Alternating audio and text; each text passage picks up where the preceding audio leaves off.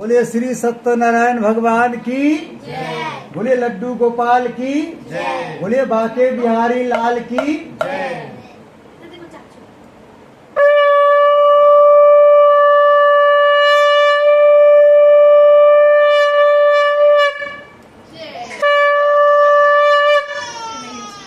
बोले विष्णु भगवान की, बोले लक्ष्मी माता की। हम सबको कथा को ध्यान सुनना है। एक समय नैमिषारण्य तीर्थ में सोनक आदि 88,000 ऋषियों ने श्री सूत जी से पूछा, प्रभु इस घोर कलयुग में वेद विद्यारत मनुष्यों को प्रभु भक्ति किस प्रकार मिलेगी, तो उनका उद्धार कैसे होगा।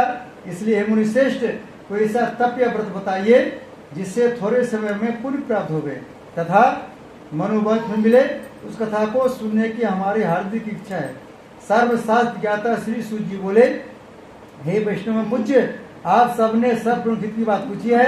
अब मैं उस श्रेष्ठ व्रत को आप लोगों से कहूंगा जिस व्रत को नारद जी ने श्री लक्ष्मी नारायण से पूछा था और श्री लक्ष्मीपति ने मुनि श्रेष्ठ नारायण से कहा था। सो ध्यान सुनो। बोले विष्णु भगवान की जय। बोले लक्ष्मी माता की जय। देखिए सभी लोग जोर से जय बोलना। जोर से जय बोलेंगे। जय बोलने से क्या होता है कि हमारे अंदर जो पाप होता है बाहर निकलता है। वो जाता कहाँ है, जो नहीं बोलता उसके अंदर चला जाता है। कहा जाता है, और जोर से बोलेंगे तो क्या होगा, घर से बाहर चल जाएगा।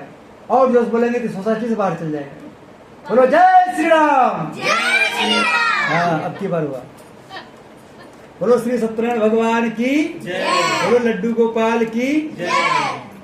एक समय योगीराज नारद जी दूसरों की इच्छा से अनेक लोगों में घूमते हुए मृत्यु लोक में पहुंचे।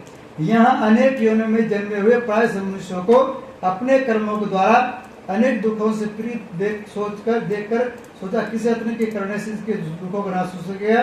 ऐसा मन में सोचकर मुनि श्रेष्ठ नारद जी विष्णु लोक गए। वहाँ श्वेत वर्ण और 4 भुजाओं वाले देवों के नारायण जी को देखा, जिनके हाथों में शंख चक्र गदा पद्म थे तथा वरमाला पहने हुए थे। उन्हें देखकर नारद जी उनकी स्तुति करने लगे। बोले भगवान, आप अत्यंत शक्ति से संपन्न हैं, मन तथा वाणी भी आपको नहीं पा सकती। आपका आदि मध्य और अंत नहीं, निर्गुण स्वरूप, सृष्टि के कारणभूत व भक्तों को दुखों को नष्ट करने वाले हो। आपको मेरा नमस्कार है। नारद जी से इस प्रकार के स्तुति सुनकर विष्णु भगवान बोले, हे मुनिश्रेष्ठ, आपके मन में क्या है, आपका यहाँ किस काम के लागू हुआ है, निसंकोच को। तब नारद मुनि बोले, मृत्यु लोक में सब मनुष्य जो अनेक योनियों में पैदा हुए हैं, अपने अपने कर्मों द्वारा अनेक प्रकार के दुखों दुखी हो रहे हैं। हे नाथ, मुझ पर दया बतलाइए, उन मनुष्यों के सब दुख थोड़े से प्रश्न से कैसे धो सकते हैं। श्री विष्णु भगवान जी बोले, हे नारद, मनुष्यों की भलाई के लिए तुमने बहुत अच्छी बात पूछी है। जिस काम के करने से मनुष्य मोक्ष हो जाते हैं, मैं कहता हूँ ध्यान सुनो। बहुत पुण्य देने वाला स्वर्ग तथा मृत्यु लोक दोनों में दुर्लभ श्री सत्यनारायण भवन व्रत है। आज मैं प्रेम वश होकर तुमसे कहता हूँ, श्री सत्यनारायण भवन का यह व्रत अच्छी तरह विधि पूर्वक संपन्न करके मनुष्य तुरंत यहाँ सुख भोग का मरने पर मोक्ष प्राप्त होता है। विष्णु भगवान के वचन सुनकर नारद मुनि बोले, उस व्रत का क्या फल है, क्या विधान है, किसने व्रत क्या कितनी करना चाहिए, भगवान इसको विस्तार से बताएं। भगवान बोले, हे नारद, दुख शोक आदि को दूर करने वाला, धन को बढ़ाने वाला, सौभाग्य तथा संतान को देने वाला, यह व्रत सब स्थानों पर विजय दिलाने वाला है। भक्ति और श्रद्धा के साथ किसी भी दिन संध्या के समय श्री सत्यनारायण भगवान जी का शाम के समय ब्राह्मण बंधुओं के साथ ग्रहण पूर्ण की पूजा करें। भक्ति भाव से निवेद प्रसाद के लिए का फल घी दूध और गेहूं के चढ़वा से वाले में गेहूं का भाव में साक्षी की चुन शक्कर गुड़ लें और श्रद्धा भाव से भवन अर्पण करें तथा बंधुओं से ब्रह्म भोजन करावें। तत्पश्चात स्वयं भोजन करें। अंत में भजन आदि का आचरण कर श्री सत्यनारायण भगवान का स्मरण करते हुए व्रत करें। इस तरह व्रत करने पर मनुष्य की सभी इच्छा इससे पूरी होती है। विशेषकर इस घोर कलयुग में इससे सरल उपाय कोई नहीं है। इति श्री सत्यनारायण प्रथम अध्याय संपूर्ण। बोले श्री सत्यनारायण भगवान की जय। बोले लक्ष्मी माता की जय। ये कथा को सबको ध्यान सुनना है, क्योंकि ये कथा पहुंच जाएगा सीधे माता जी के पास, पटना। कहाँ पहुंच जाएगा? पटना। माता जी वहाँ चेक करेंगे तो फिर आप क्या बात पकड़ लेंगे कि आप वहाँ हल्ला क्यों कर रहे थे। माता जी हमारे ऐसे भी टीचर है ही, आपका भी टीचर है।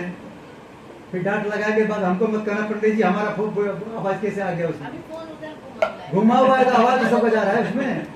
बोलो श्री सत्यनारायण भगवान की जय। हमारे विष्णु भगवान चारों बगली देखते हैं क्या? चारों बगली। बच्चे बोल गए थे ना।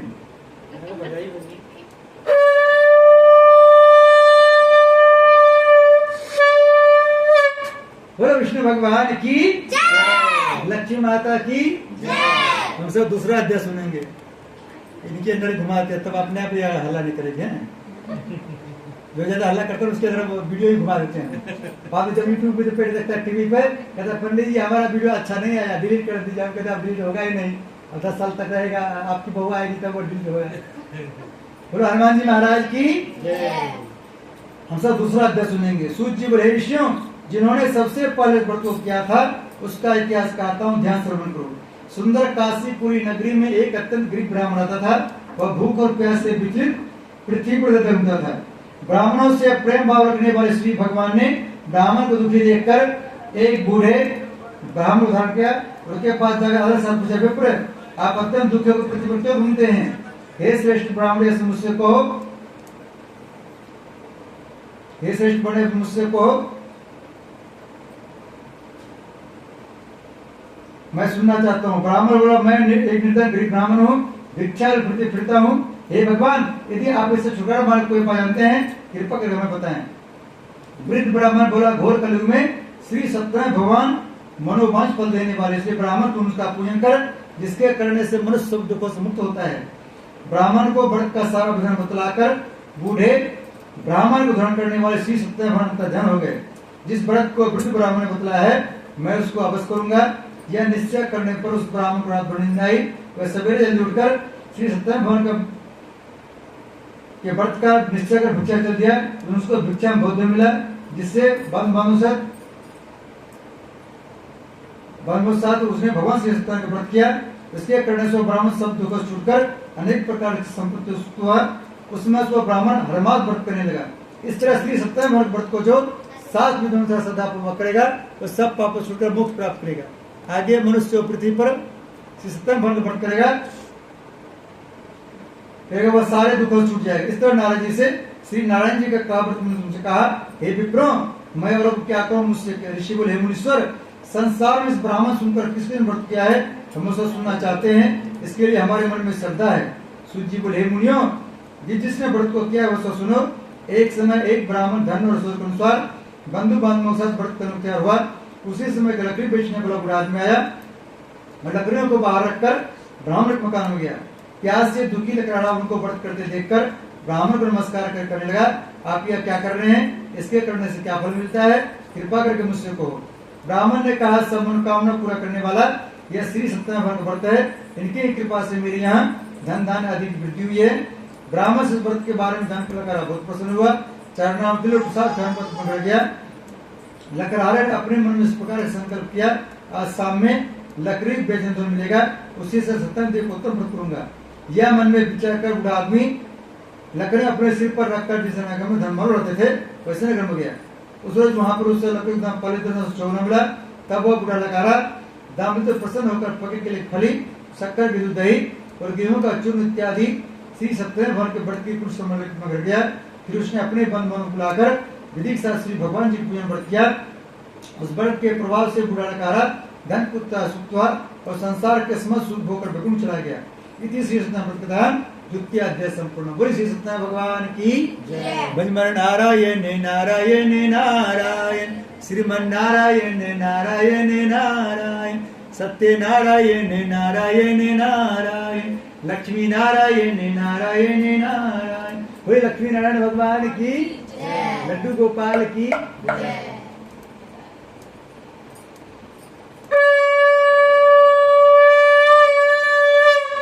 बोले विष्णु भगवान की जय। हम सब सुनेंगे तीसरा अध्याय।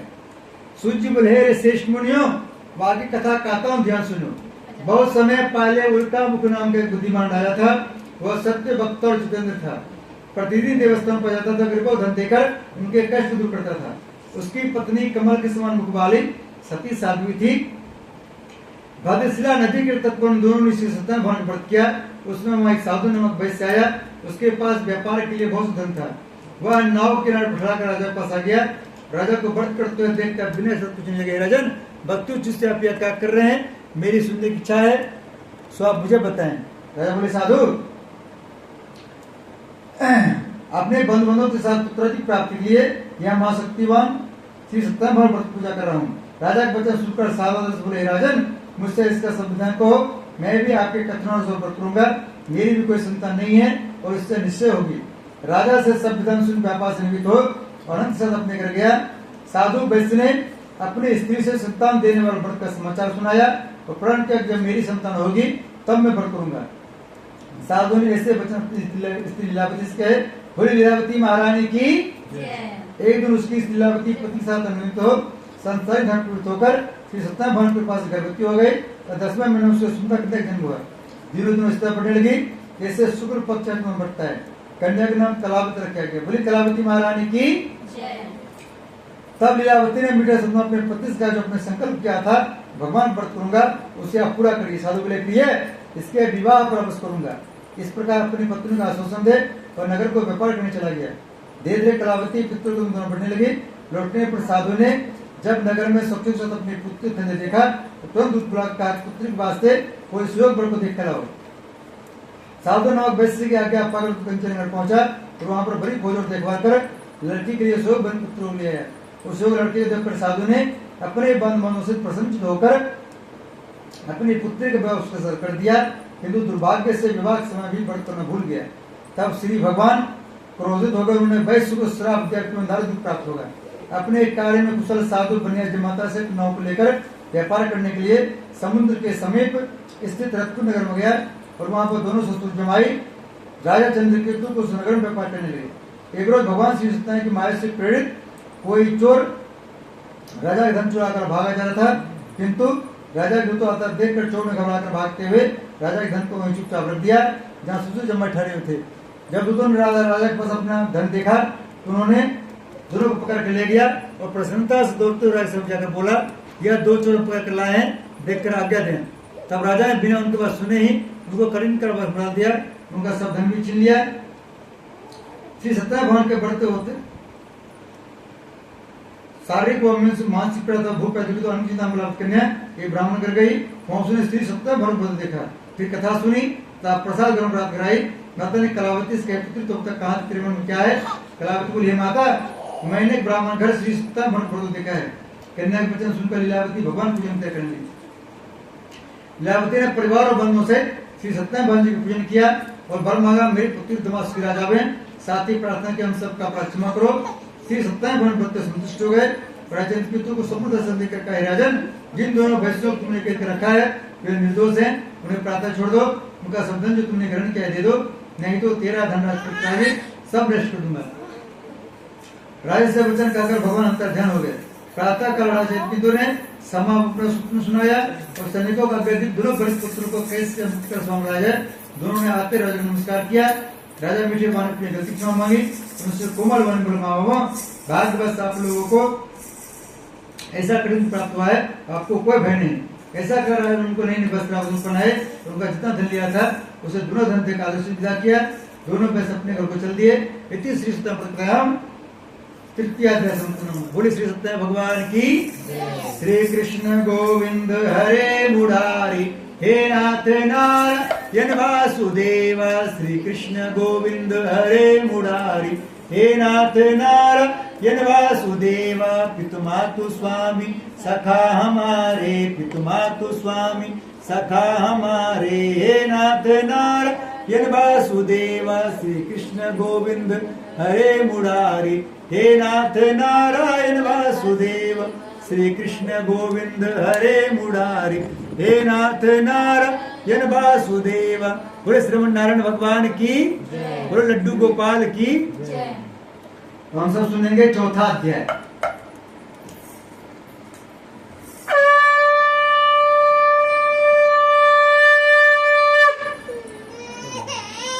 बोले जय श्री राम। हम सब सुनेंगे चौथा अध्याय। सूर्य जी बोले, वैश्य ने मंगलाचरण करके की और अपने नगर चला। उनके थोड़े दूर निकलने पर धनी बेधारी श्री सत्यनारायण भगवान से पूछा, साधु तेरे नाम में क्या है? अरे मालिक बन हंसता बोले, धनी आप क्यों पूछते हो, क्या धनी इच्छा है? मेरे नाम तो बेड़ों के पत्ते भरे हुए हैं। वैश्य का करोड़ वचन सुनकर श्री भगवान ने कहा, तुम्हारा वचन सत्य हो। धनी ऐसा कर वहां चले गए और कुछ दूर जाकर समुद्र किनारे बैठ गए। धनी के जाने के बाद वैश्य ने नृत्य क्रिया के बाद नाव को उसी देर का चंबा किया तथा नाव में बेल पड़े देखकर मूर्छा खोलने पर अत्यंत शोक होने लगा। तब उसका दामाद बोला का शोभना करें, ये धनी महाराज का श्राप है, अतः उनके शरण में चलना चाहिए, तभी हमारी मनोकामना पूरी होगी। दामाद के वचन शुरू हुआ, धनी बात पर पहुंचा, रतन भक्ति वासु नमस्कार करके बोला, मैंने जो आपसे असत वचन कहे थे उनको क्षमा करें। ऐसा कहकर महान शोका तो रोने लगा। तब धनी बहन बोले, बड़े पुत्र, मेरी आज्ञा से बाबर को प्राप्त हुआ है, तो मेरी पूजा से विमुख हुआ है। साधु बोले, भगवान आपकी माया से मोहित परमात्मा के आप रूप नहीं जानते, तब मैं अकेले जा सकता हूँ, आप प्रसन्न रहिए, मैं सामर्थ्य करूँ, आप पूजा करूँ, रक्षा करो और परेशान होकर धन भर दो।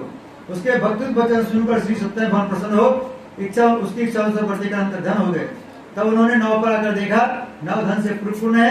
फिर वह भगवान सत्यनारायण का पूजन कर साथियों से अपने नगर चला। जब वह अपने नगर पर पहुंचा, उसने दूत को भेजा। दूत ने साधु नामक वैश्य के घर जाकर उसकी स्त्री को नमस्कार कर कहा, आपके पति अपने दामाद से इस नगर में पाए गए हैं। ऐसा वचन सुन साधु की स्त्री ने बड़े हर्ष के साथ सत्यदेव का पूजन कर पुत्री से कहा, मैं अपने पति दर्शन को जाती हूँ, तो कार्य पूर्ण कर शीघ्र आ जाना। परंतु माता के ऐसे वचन सुनकर भी करावती प्रसाद छोड़कर पति दर्शन चले गए। प्रसाद का बग्या कर सत्यदेव रुष्ट हुए, उसके पति को नाव से पानी में डुबो दिया। कलावती अपने पति को न देखकर रोते हुए झुक गिर गई। इतना डोका को डूबा हुआ तथा कन्या को रोती देखकर साधु को बोला, भगवान मुझसे मेरे परिवार से भूल से क्षमा करो। उसके दीप वचन सुनकर सत्यदेव भगवान प्रसन्न हो गए और आकाशवाणी साधु वैसे, तेरी कन्या मेरे प्रसाद छोड़ आई है, इसलिए इसका पति अदृश्य अधिक जाकर प्रसाद खा लौटे, इससे इसका पति अवश्य मिलेगा। ऐसे आकाशवाणी सुनकर कलापति घर पहुंचकर प्रसाद खाया।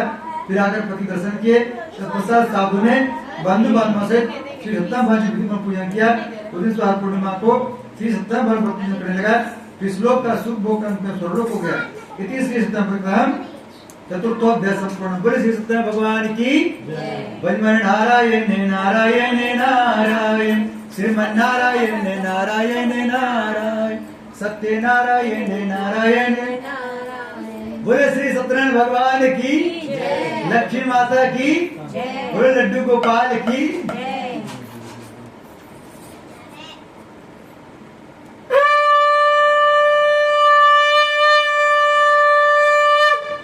जय श्री राम। बोलो श्री सत्यनारायण भगवान की जय। हम सब सुनेंगे 5वां अध्याय, लास्ट अध्याय। अंत वाला तो जो लास्ट अध्याय पूरे मन सुनता है उनको पूरे अध्याय सुनने का लाभ मिलता है। बोलो श्री सत्यनारायण भगवान की, बोलो लड्डू गोपाल की जय। सूत जी बोले, हे ऋषियों, मैं और भी कथा कहता हूँ, ध्यान सुनो। प्रजा पालन में लिंग तुंगध्वज नाम के राजा था। उसने भगवान का प्रसाद त्याग कर बहुत दुख पाया। एक समय राजा वन में जाकर वन पशुओं को मारकर बर के पेड़ के नीचे आया। वहाँ उसने ग्वालों को भक्ति भाव से बांधों से श्री सत्यनारायण भगवान का पूजन करते देखा। परंतु राजा देखकर वे भगवान को सुन गया, ना सदैव भगवान को नमस्कार किया। जब ग्वालों ने भगवान प्रसाद उसके सामने रखा, तो प्रसाद को त्याग कर अपने सुंदर में चला। वहाँ उसने अपना सब कुछ नष्ट पाया। वो जान के सब भगवान सदैव क्या है। तब वह विश्वास कर उसी स्थान को वापस आया और ग्वालों से गया और विधि पूर्वक पूजन कर प्रसाद खाया। तो श्री सत्यनारायण कृपा से पहले जैसा था वैसा हो गया। अंत में दीर्घ काल तक सुख भोग कर मरने पर स्वर्लोक हो गया। जो मनुष्य परम दुर्लभ व्रत करेगा, भगवान कृपा से धन प्राप्त होगी। निर्धन धनी और बंदी बंधन से मुक्त होकर निर्वाह होता है। संतान लोगों को संतान प्राप्त होती है तथा सब मठ पूर्ण होकर बिल्कुल नाम हो जाता है। जिन्होंने पहले व्रत को किया उनके दूसरे कथा कहता हूँ। वृषधान ब्राह्मण ने सुदामा रूप में जब मोक्ष पाया। उनका मुख नाम राजसद होकर भगवान को प्राप्त हुआ। वृषधान साधु नामक वैश्य ने धर्मात्मा राजा मूर्ति बनकर अपने पुत्र का ऋषि मोक्ष प्राप्त किया। महाराज तुंगध्वज ने स्वयं भूमि होकर भगवान भक्त कर्म कर मोक्ष प्राप्त किया। लकड़हारा भील अपने अगले जन्म में गुण मान साथ राज हुआ, जिसने भगवान राम के चरणों की सेवा कर मोक्ष प्राप्त किया। इति श्री सत्यनारायण संपूर्णम। बोले श्री सत्यनारायण भगवान की, लड्डू गोपाल की। सबको फूल मिल गया है, सबके फूल को माथे से लगा के अंदर में विष्णु भगवान है तो वहाँ छोड़ दिया। तो एक प्लेट लीजिए, सबका वहाँ पहुँचा दीजिए। एक प्लेट को साइड कर दीजिए, इसमें इसी में लगा दीजिए।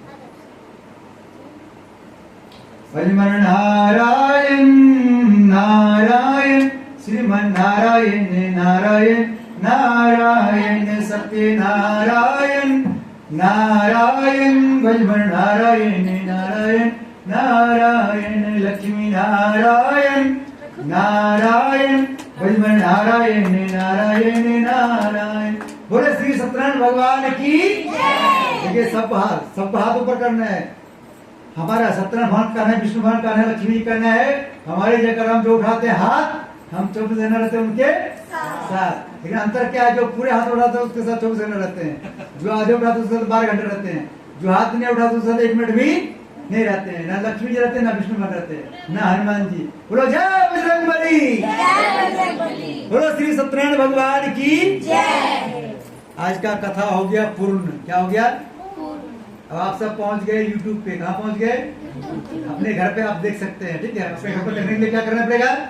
अपने टीवी पर यूट्यूब चैनल खोलना है पहले, उसमें बोलना है पंडित प्रदीप भारद्वाज, फिर आप आ जाएंगे। ठीक है, बोलो हनुमान जी महाराज की, गदा वाले बाबा की।